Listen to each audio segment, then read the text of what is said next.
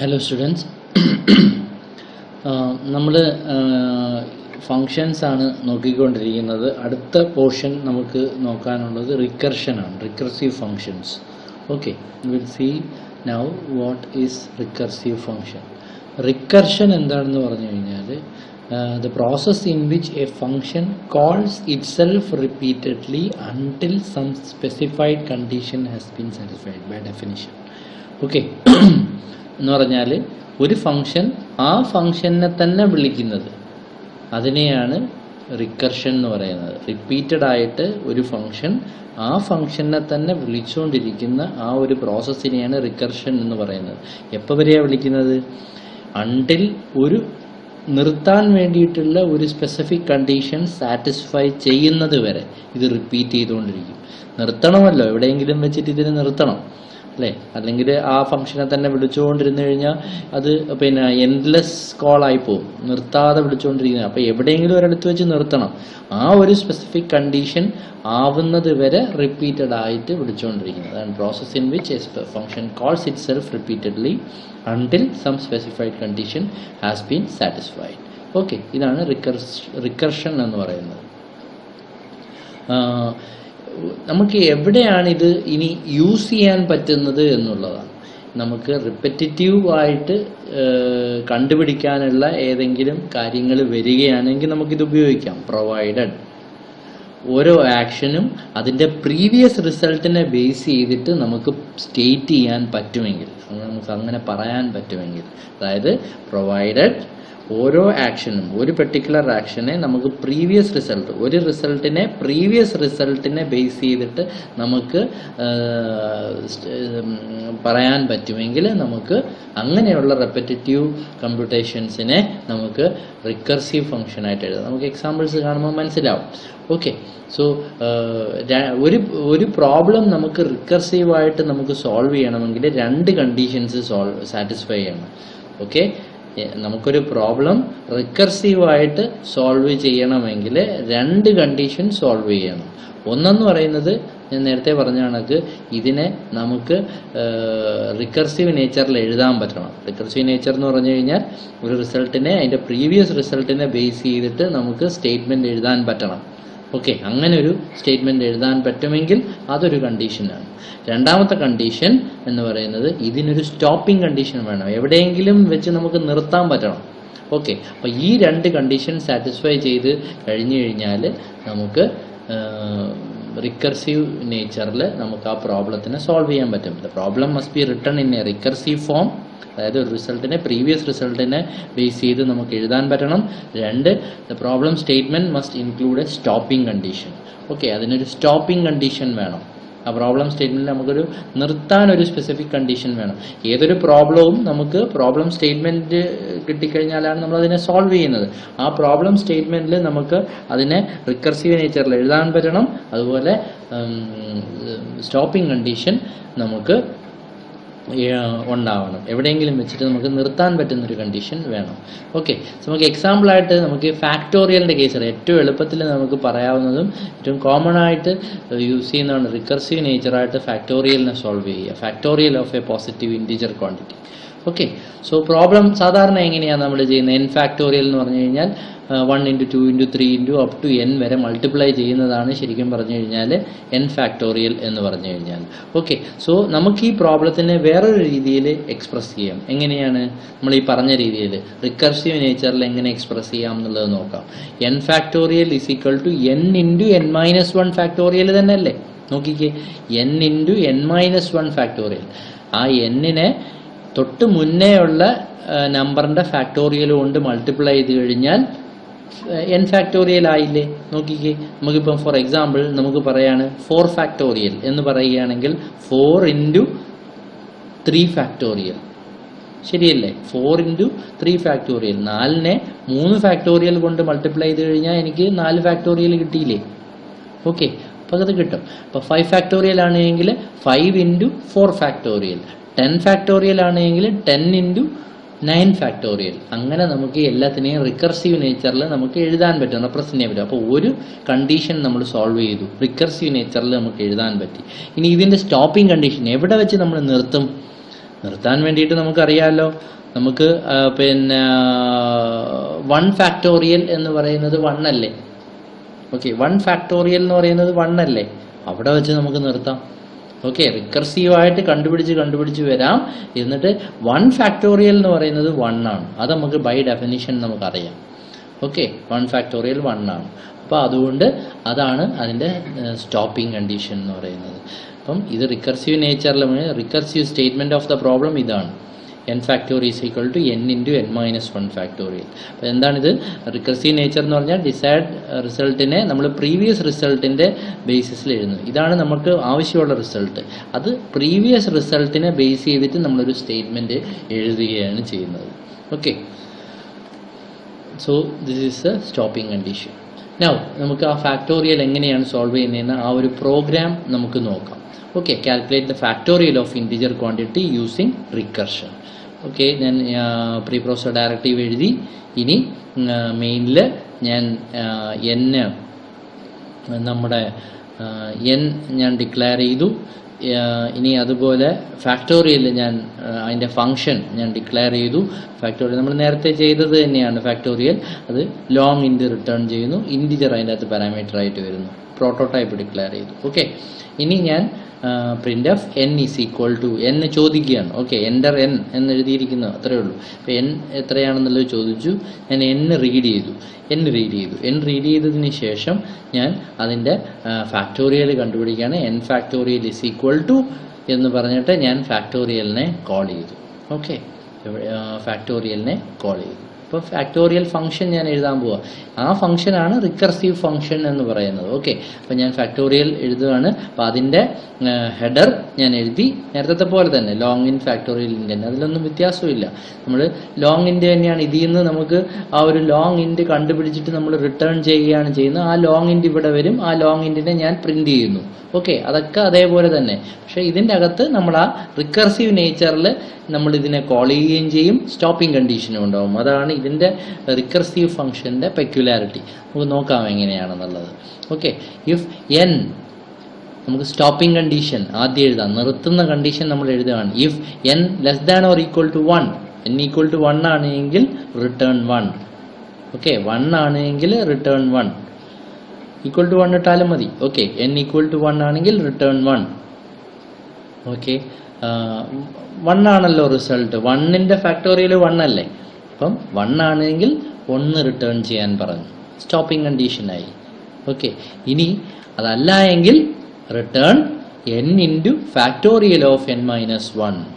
നമ്മളിതല്ലേ പറഞ്ഞ recursive നേച്ചറിൽ n into, ഇപ്പോൾ 4 into factorial of 4 minus 1 3. അപ്പോൾ ഫാക്ടോറിയൽ ഓഫ് 3 അഗെയിൻ ഈ ഫംഗ്ഷനെ തന്നെ വിളിക്കുക അല്ലേ? ഫാക്ടോറിയൽ ഓഫ് 3 പിന്നെ ഇങ്ങോട്ടേക്ക് വരും. അപ്പോൾ 3 ഇവിടെ വന്നു, 3 ഇങ്ങോട്ടേക്ക് വരും. 3 1 അല്ലാത്തത് കൊണ്ട് എൽസ് പാർട്ടിലേക്ക് വന്ന് റിട്ടേൺ 3 ഇൻറ്റു ഫാക്ടോറിയൽ ഓഫ് 2. അപ്പോൾ പിന്നെയും ഈ ഫംഗ്ഷനെ തന്നെ വിളിക്കുക. അപ്പോൾ 2 ഇവിടെ വന്നു, 2 വന്ന് ഇത് 1 അല്ല. അപ്പം എൽസ് പാർട്ടിലേക്ക് വന്നു റിട്ടേൺ 2 ഇൻറ്റു ഫാക്ടോറിയൽ ഓഫ് 1. അപ്പം 1 പിന്നെയും ഈ ഫംഗ്ഷനെ തന്നെ വിളിച്ചു. അപ്പോൾ 1 ഇവിടെ വന്നു. അപ്പോൾ 1 വന്നു, മാച്ച് ചെയ്തു. അപ്പോൾ റിട്ടേൺ 1. അപ്പോൾ ഇവിടെ വെച്ച് സ്റ്റോപ്പിംഗ് കണ്ടീഷൻ കണ്ടു, റിട്ടേൺ 1 തിരിച്ചു പോക്കാണ്. ഇനി റിട്ടേൺ 1 അതിലേക്ക് കൊടുക്കുന്നു. അങ്ങനെയാണ് അത് തിരിച്ച് ഒരു കേളിംഗ് ബാക്കാണ്. നമ്മൾ ഒരു പാ ചുരുട്ടി വിടുന്നത് കണക്കാണ്. അത് തിരിച്ച് അത് റോൾ ചെയ്ത് തിരിച്ചു പോകുമല്ലോ. അപ്പോൾ അതിനെ കണക്കാണ് ഇത് വർക്ക് ചെയ്യുന്നത്. ഓക്കെ, തിരിച്ച് ആ 1 നേരെ തൊട്ട് മുന്നേ വിളിച്ച 2 ഇൻറ്റു ഫാക്ടോറിയൽ ഓഫ് 1ലേക്ക് വരും. അപ്പം അതിൻ്റെ റിസൾട്ട് 1 ആയി. ഓക്കെ, അപ്പോൾ 2 ഇൻറ്റു 1 ആയി അതിൻ്റെ റിസൾട്ട്. അത് റിട്ടേൺ സ്റ്റേറ്റ്മെൻ്റ് ആണ് അല്ലേ? 2 ഇൻറ്റു 1 എന്ന് പറയുന്നത്. അത് ഏതിലേക്ക് പോകും? തൊട്ട് മുന്നേ വിളിച്ച ഫാക്ടോറിയൽ ഓഫ് 3യുടെ റിസൾട്ടിലേക്ക് പോകും. അതിൻ്റെ അകത്ത് എന്താണ് പറഞ്ഞിരിക്കുന്നത്? 3 ഇൻറ്റു ഫാക്ടോറിയൽ ഓഫ് 2 എന്നാണ്. അപ്പോൾ ഇതിൻ്റെ റിസൾട്ട് അതിലേക്ക് കിട്ടും.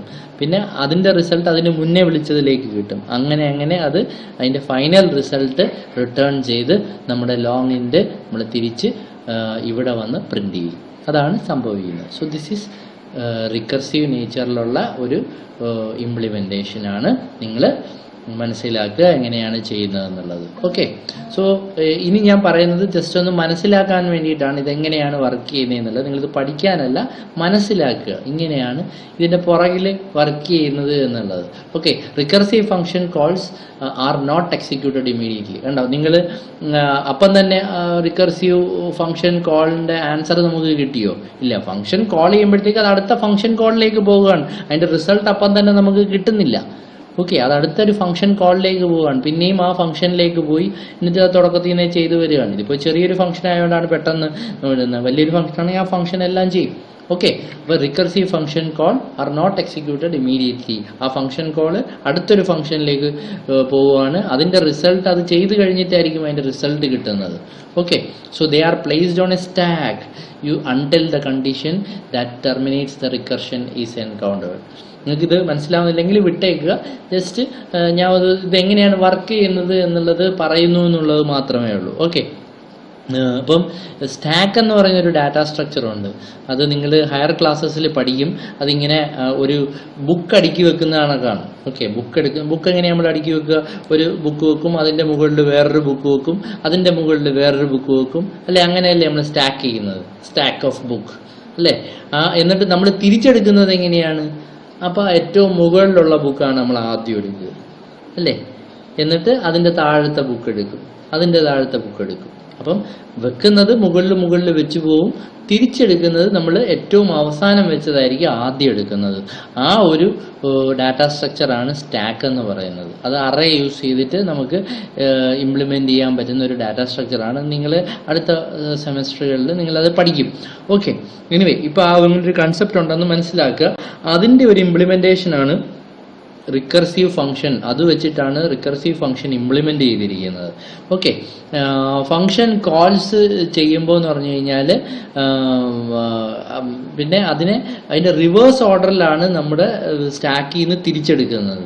ഓക്കെ, നമ്മളിത് വെക്കുമ്പോൾ അത് കോൾ ചെയ്യുമ്പോഴത്തേക്കും അത് സ്റ്റാക്കിലേക്ക് വെക്കുന്നു, എന്നിട്ട് തിരിച്ച് അതിനെ റിവേഴ്സ് ഓർഡറിൽ നമ്മൾ എടുക്കുന്നു. കേട്ടോ, അപ്പം സ്റ്റാക്ക് പിന്നെ നമ്മൾ 4ന്റെ ഫാക്ടോറിയൽ കാണുമ്പോഴത്തേക്ക് 4നെ വിളിക്കുമ്പോഴത്തേക്ക് അത് സ്റ്റാക്കിലേക്ക് വെക്കും, എന്നിട്ട് 3 വിളിക്കും, 3 പിന്നെ സ്റ്റാക്കിലേക്ക് വെക്കും. അപ്പോൾ അത് നമ്മൾ ആ ഒരു ഇതിലാവും. തിരിച്ചെടുക്കുമ്പോഴത്തേക്കും ഏറ്റവും ലാസ്റ്റ് വന്ന ഫാക്ടോറിയൽ ഓഫ് 1 ആയിരിക്കും ആദ്യം തിരിച്ചെടുക്കുന്നത്, പിന്നെ 2, പിന്നെ 3, അങ്ങനെ ഓരോന്നിനെയും റിവേഴ്സ് ഓർഡറിലാണ് തിരിച്ചെടുത്ത് വരുന്നത് എന്നുള്ളതാണ്.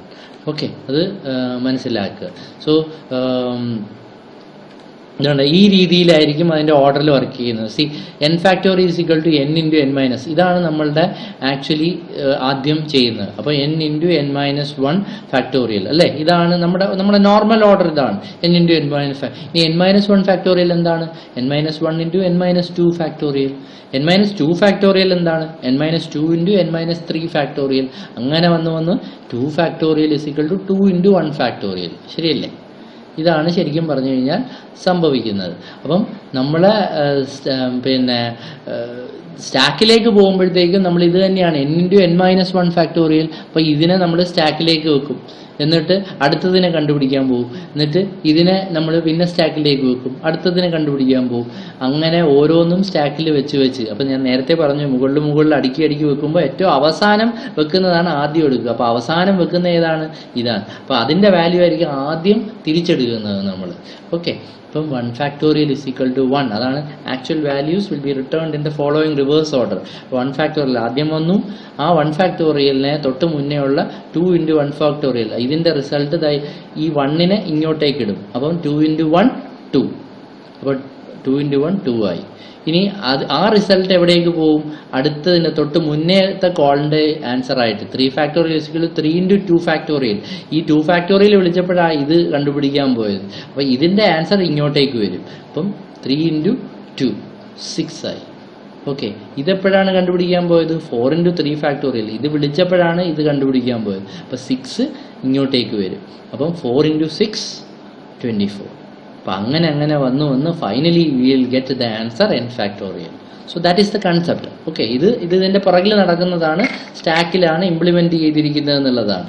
ഓക്കെ, അപ്പം ഓരോ പിന്നെ കോളിൻ്റെ അകത്തും അതിൻ്റെ അകത്ത് വേരിയബിൾസ് ഉണ്ട്, ശരിയല്ലേ?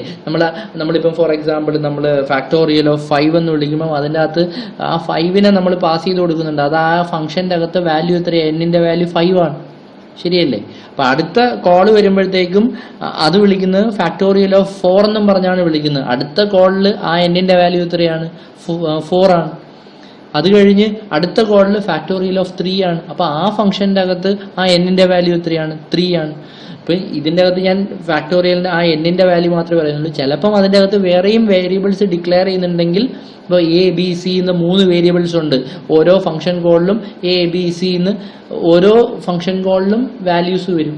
അപ്പം ലോക്കൽ വേരിയബിൾസ് ഓരോ കോളിലും ഉണ്ടാവും. അപ്പം ലോക്കൽ വേരിയബിൾസ് അതാത് ഫംഗ്ഷൻ കോളിന്റെ ഇൻഡിപെൻഡന്റ് ആയിട്ടുള്ളതാണ്, തമ്മിലൊരു ബന്ധവുമില്ല.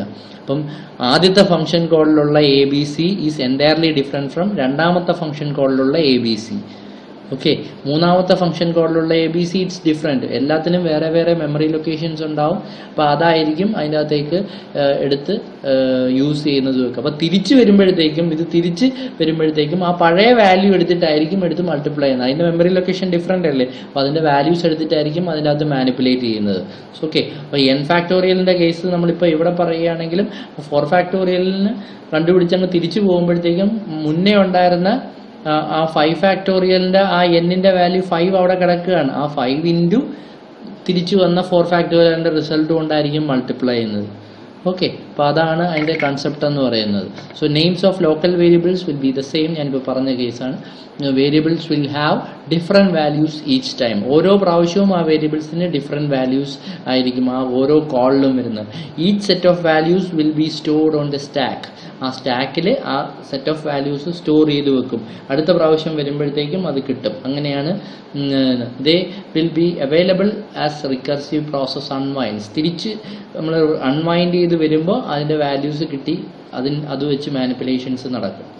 ഓക്കെ, അപ്പോൾ റിക്കർസീവ് സൊല്യൂഷൻ എന്ന് പറയുന്നത് ഒരു ബെസ്റ്റ് സൊല്യൂഷൻ എന്ന് ഒരിക്കലും ഇല്ല. ചിലപ്പോൾ അത് സ്ലോവർ ആവും.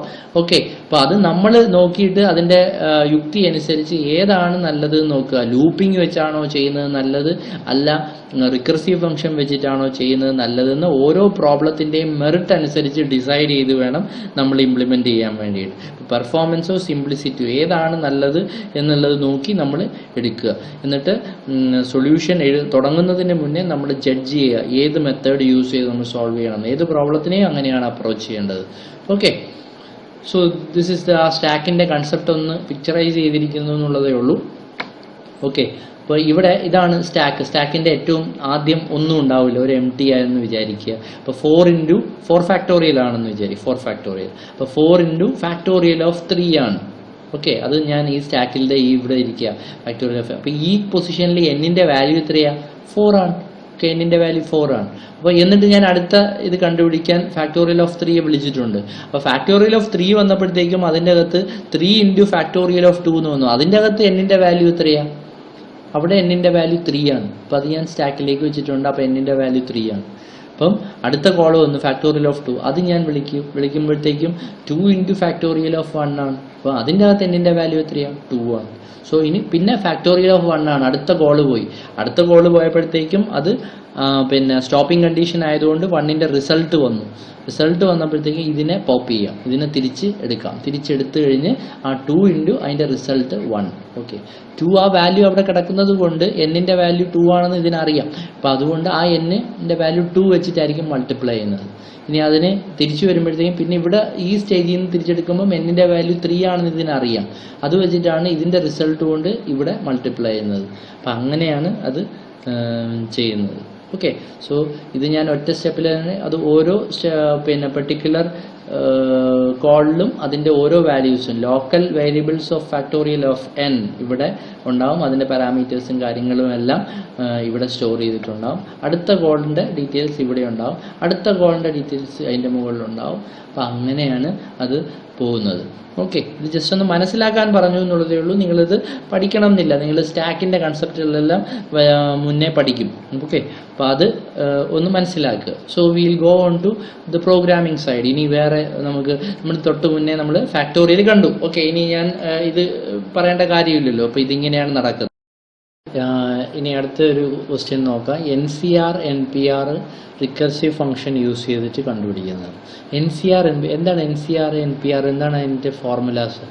NCR എന്ന് പറയുന്നത് NPR എന്ന് പറയുന്നത് NPR is equal to n factorial by n minus r factorial ഉം NCR n factorial by r factorial into n minus r factorial ഉം. ഓക്കെ, സിമ്പിളാണ്. നമ്മൾ ഫാക്ടോറിയൽ അറിയാം നമുക്ക് എന്താണെന്ന്.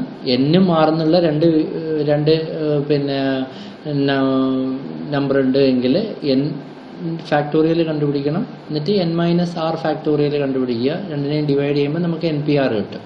അതുപോലെ പിന്നെ NCR കണ്ടുപിടിക്കാൻ n factorial by n factorial കണ്ടുപിടിക്കണം. അതുപോലെ r factorial into n minus R factorial കണ്ടുപിടിക്കുക. അപ്പോൾ ഇത് രണ്ടിനെയും തമ്മിൽ ഡിവൈഡ് ചെയ്യുമ്പോഴത്തേക്കും നമുക്ക് NCR കിട്ടി. സോ ഇതാണ് നമ്മൾ ഇംപ്ലിമെൻറ്റ് ചെയ്യേണ്ടത്. അപ്പോൾ അതിന് നമുക്ക് എന്താ വേണം? ഫാക്ടോറിയലിൻ്റെ ഫംഗ്ഷൻ വേണം. അത് നമ്മൾ ഓൾറെഡി എഴുതിയിട്ടുണ്ട്. അതാണ് നമുക്ക് ഫാക്ടോറിയലിൻ്റെ എന്താണ് റിക്കർസീവ് ഫംഗ്ഷനായിട്ട് നമ്മൾ എഴുതുന്നത്.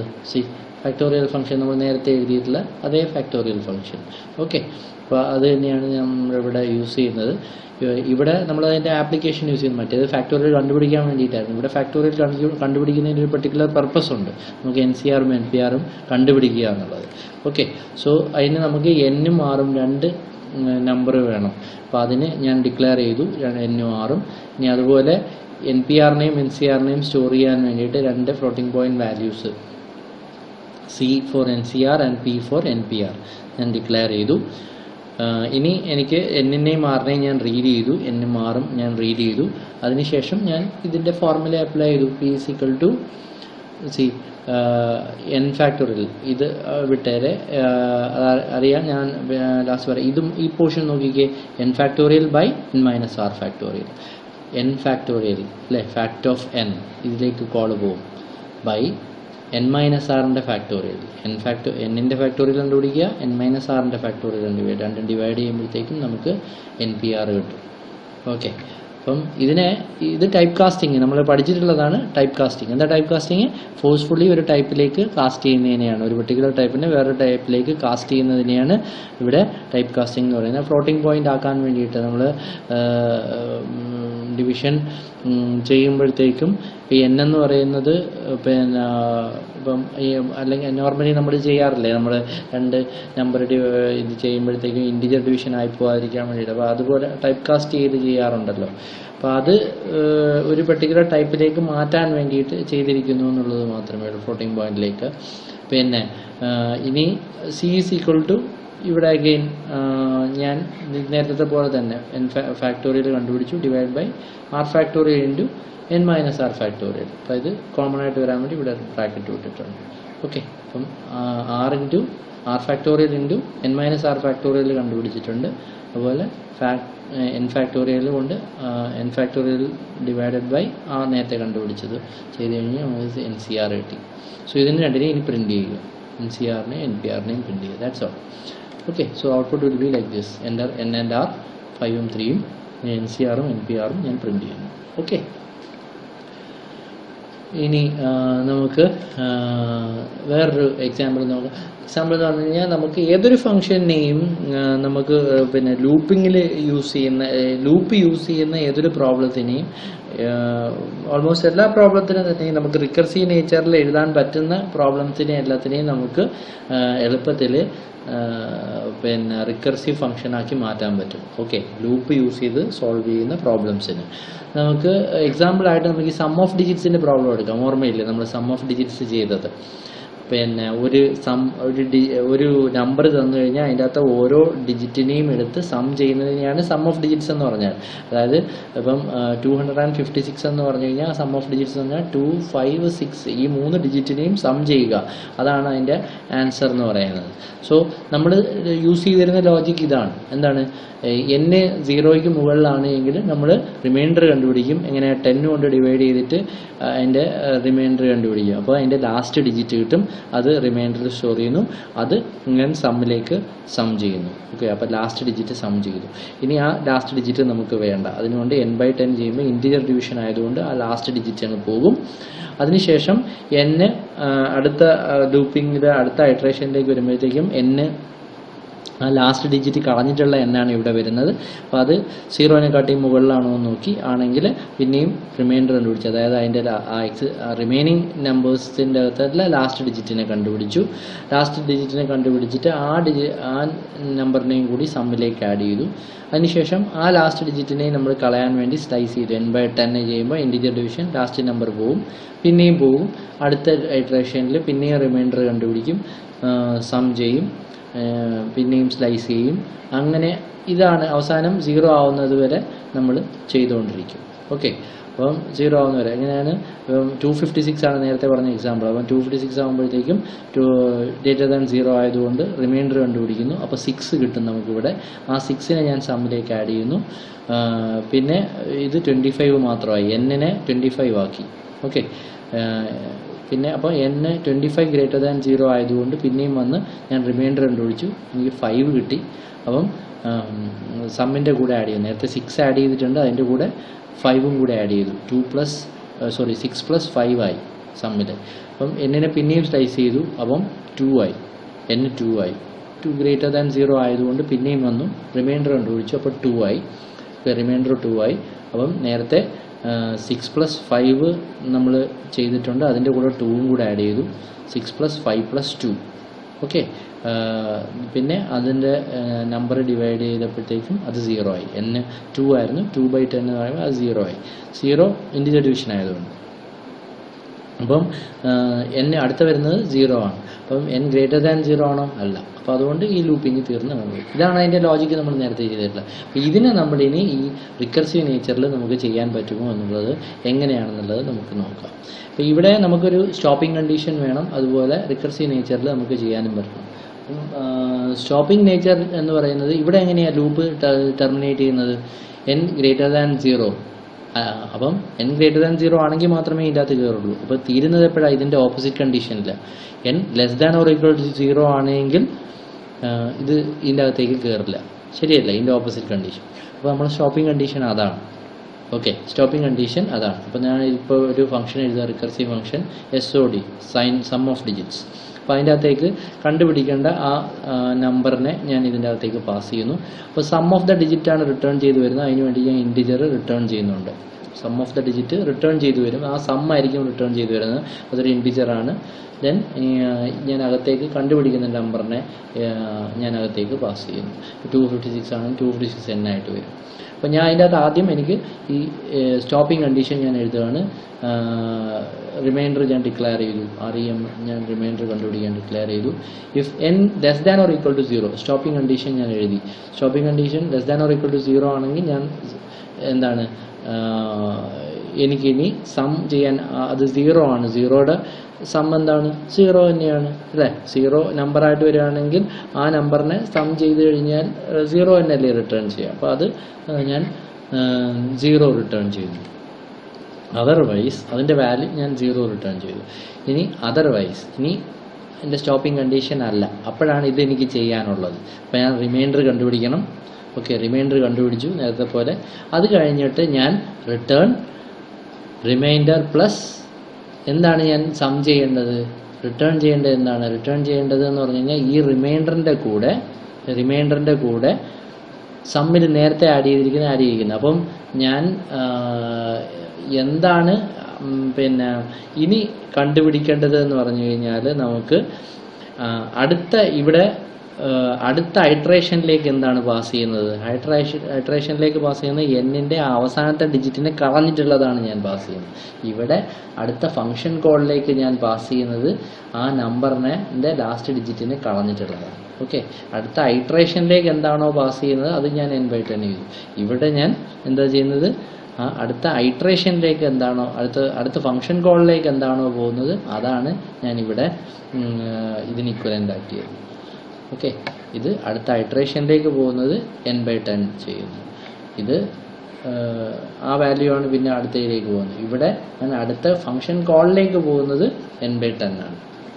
ഓക്കെ, n ഇനി അടുത്ത ഫംഗ്ഷൻ കോളിൽ ആ നമ്പർ വേണ്ടല്ലോ, അത് ഓൾറെഡി ഞാൻ എൻ്റെ റിമൈൻഡറിൽ ആഡ് ചെയ്തു. ഓക്കെ, ആ റിമൈൻഡർ കിടപ്പുണ്ട്.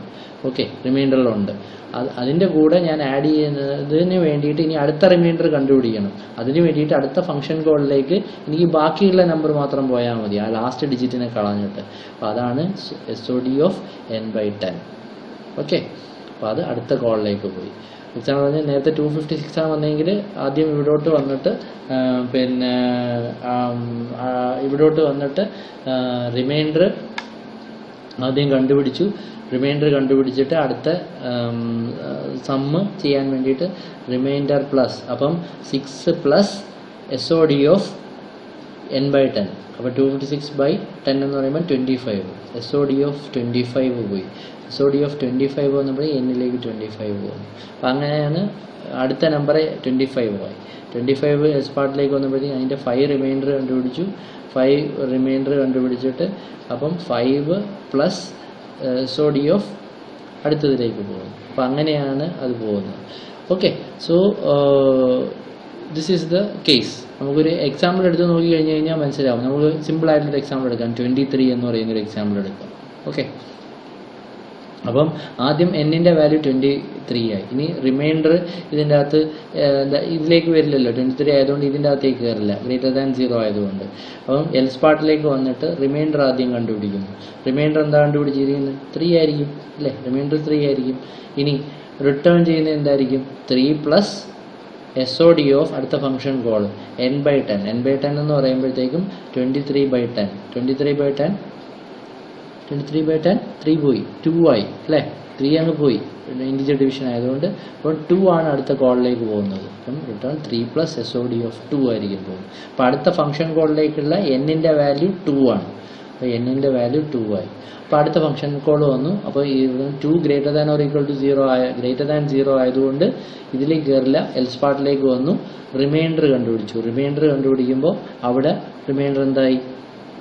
n2 ആണ്, റിമൈൻഡർ 2 ആയി അല്ലേ, 2 mod 10, അപ്പോൾ 2 ആയി. ഓക്കെ, ഇനി എനിക്ക് റിട്ടേൺ ചെയ്യുമ്പോൾ 2 പ്ലസ് അടുത്ത ഫംഗ്ഷൻ കോൾ n/10, അപ്പോൾ 2/10 ആകുമ്പോൾ 0 ആയി. ഓക്കെ, അപ്പം 2 പ്ലസ് SOD ഓഫ് 0. അപ്പം അടുത്ത ഫംഗ്ഷൻ കോളിലേക്ക് 0 പോയി. അപ്പം എന്നിൻ്റെ വാല്യൂ അടുത്തതിൽ എന്താ വരിക? 0. അടുത്തതിൽ 0 ആണ്. ഇനി അതിൻ്റെ ഇവിടെ വന്നപ്പോഴത്തേക്കും n = 0 ആയതുകൊണ്ട് ഇതിൻ്റെ അകത്തേക്കാണ് കയറുക, റിട്ടേൺ 0. അപ്പോൾ അതിൻ്റെ വാല്യൂ റിട്ടേൺ 0 ആണ്. n > > 0 ട്രൂ ആയതുകൊണ്ട് റിട്ടേൺ 0. ആ വാല്യൂ റിട്ടേൺ ചെയ്യും 0. എങ്ങോട്ടാണ് റിട്ടേൺ ചെയ്യുന്നത്? അതിനെ വിളിച്ചെടുത്തേക്ക്, അതാണ്ട് ഇവിടെ. അപ്പോൾ ഇതിൻ്റെ വാല്യൂ എന്തായി? SOD ഓഫ് 0 കോൾ ചെയ്തപ്പോഴത്തേക്ക് അതിൻ്റെ വാല്യൂ 0 ആയി. അപ്പോൾ 2 + 0 ആയി. ഓക്കെ, 2 + 0. അപ്പോൾ ഇതിൻ്റെ ആൻസർ 0 ആയി. എങ്ങോട്ടാണ് റിട്ടേൺ ചെയ്യുന്നത്? 2 + 0. 2 റിട്ടേൺ ചെയ്ത് എങ്ങോട്ടേക്ക്? അതിനെ വിളിച്ചെടുത്തേക്ക്. അതിനെ വിളിച്ച് ഇവിടെയല്ലേ, അങ്ങോട്ടേക്ക് റിട്ടേൺ ചെയ്യും. അപ്പോൾ അതിൻ്റെ വാല്യൂ എന്തായി? SOD ഓഫ് 2, അതിൻ്റെ വാല്യൂ 2 ആയി. ഓക്കെ, 2. അപ്പം 3 + 2 5. അത് റിട്ടേൺ ചെയ്യാം. എങ്ങോട്ടാണ് റിട്ടേൺ ചെയ്യുന്നത്? അതിനെ വിളിച്ചെടുത്തേക്കാണ്. അതിനെ വിളിച്ചത് പിന്നെ ഈ റിക്കർസീവ് കോൾ കഴിഞ്ഞു. ഇനി ഇതിനെ വിളിച്ചത് ഒറിജിനൽ കോൾ വന്നെടുത്താണ്. അപ്പോൾ ആ കോൾ വന്നെടുത്തേക്ക് ഈ 3 + 2 5 റിട്ടേൺ ചെയ്യുന്നു. That is the answer. Okay, result 5 ആണ്. Okay, this is the case. ഇങ്ങനെയാണ് നമുക്ക് ഓരോന്നിനെയും സോൾവ് ചെയ്യാൻ പറ്റുക. ആലോചിച്ച് നോക്കുക, മനസ്സിലാക്കുക. ഓക്കെ, ഇനി നമുക്ക് കുറച്ച് അസൈൻമെൻറ്റ് ക്വസ്റ്റ്യൻസ് ഉണ്ട്, അത് ചെയ്തു നോക്കാം.